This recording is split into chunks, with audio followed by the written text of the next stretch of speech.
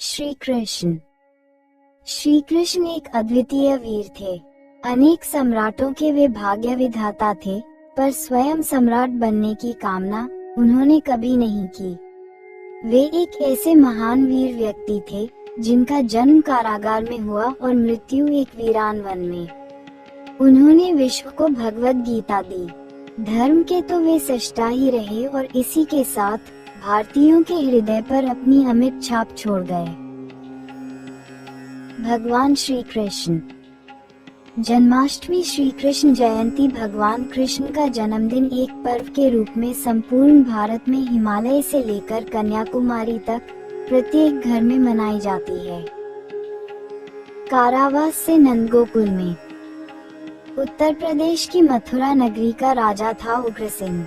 वह एक धर्मपरायण शासक था, परंतु उसका पुत्र कंस अत्यंत दुष्ट, कठोर हृदय का था। कंस घमंडी था और उसे अपनी ताकत पर बड़ा गर्व था। वह इतना दुष्ट था कि अपने पिता को ही कारावास में डालकर वह खुद राजा बन गया। कंस की बहन देवकी का विवाह वसुदेव से हुआ था। विवाह के दिन नए युगल का भव्य जुलूस निकला। स्वयं कंस उत्साह से रथ को हाँक रहा था। एकाएक कंस को आकाशवाणी सुनाई दी, हे मूर्ख, तू अपनी बहन और बहनोई का रथ हाँक रहा है, परंतु तुझे यह नहीं मालूम कि इसी स्त्री का 8वां पुत्र तेरा वध करेगा। कंस स्तब्ध रह गया। वह बहुत क्रोधित हुआ। उसने चिल्लाकर कहा, यदि मेरी बहन जीवित रहती है तो उसका पुत्र मेरा काल होगा। ठीक है, मैं देवकी को ही मार डालूंगा। उसने अपनी तलवार निकाली। वसुदेव ने उससे विनती की कि वह स्त्री का वध न करे। कंस ने तब दोनों को कारावास में डाल दिया। उसके बाद उसने देवकी के प्रत्येक पुत्र का वध किया। 8वां बच्चा कृष्ण था। उसका जन्म श्रावण बहुला अष्टमी, श्रावण मास के द्वितीय पक्ष का 8वें दिन हुआ था। वे बादल के समान सांवले थे, परंतु उनके चेहरे पर अद्वितीय चमक थी। वसुदेव ने महसूस किया कि उन्हें कम से कम इस बच्चे को बचाना चाहिए। उस रात जब पहरेदार गहरी नींद में सो रहे थे, वसुदेव बच्चे को लेकर निकल पड़े। उस समय भारी वर्षा हो रही थी। वसुदेव को यमुना नदी पार करनी थी, परंतु उन्होंने अपने अमूल्य धन के साथ पैदल ही यात्रा की। वे गोकुल पहुँचे और बच्चे को नंद ग्वाले के घर छोड़ दिया। उसी समय नंद की पत्नी यशोदा ने एक कन्या को जन्म दिया था। वसुदेव यशोदा की पुत्री को लेकर शीघ्रता से कारावास लौट आए। जब पहरेदारों की नींद खुली तो उन्होंने बच्चे के रोने की आवाज सुनी। वे तुरंत कंस के पास तेजी से दौड़े और उसे बच्चे के जन्म का समाचार दिया। मैं बच्चे का वध करूंगा, कंस ने कहा और वह कारावास की ओर शीघ्रता से बढ़ा। उसने देखा, ये तो बच्ची है, फिर भी मारने के लिए उसे हाथों से पकड़ा, परंतु बच्ची कंस के हाथों से फिसलकर आकाश में उड़ गई। उसने कंस से कहा, दुष्ट, तुझे मारने के लिए जन्मा बालक तो गोकुल में पल रहा है। बच्ची अदृश्य हो गई। कंस स्तब्ध रह गया।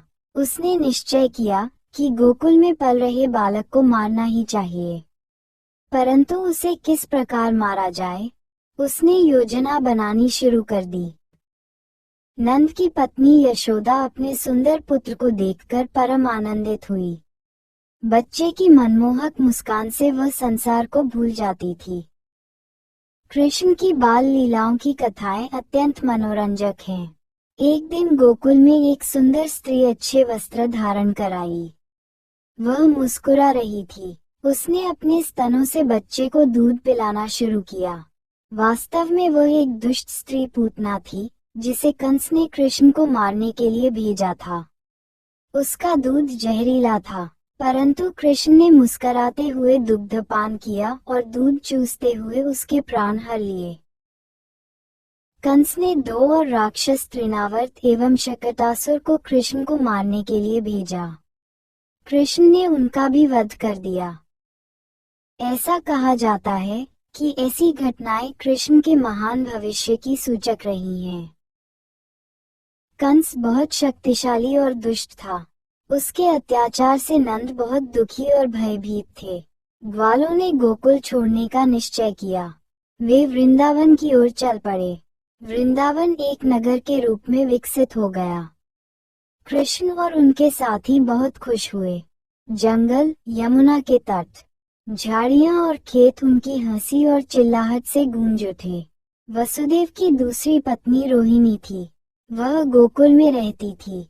उसका एक पुत्र बलराम था, जो कृष्ण से बड़ा था। उनकी हंसी और शरारतों से सारा वृंदावन गूंज उठता था। एक दिन ग्वाल बालकों ने एक झील का पानी पिया। उसी समय वे गिरकर मर गए।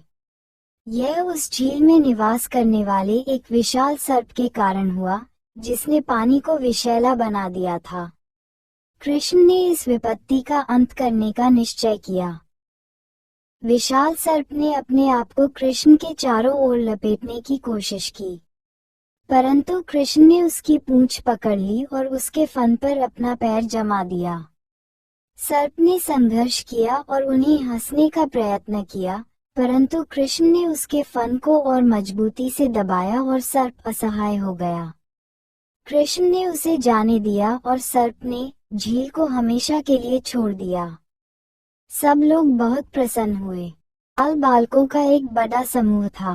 कृष्ण उसके नेता थे। जैसा वे कहते थे, वे लोग नाचते थे, गाते थे, खेलते थे और तैरते थे। वे आनंद से वनों में खेलते थे और प्रत्येक झील में तैरते थे।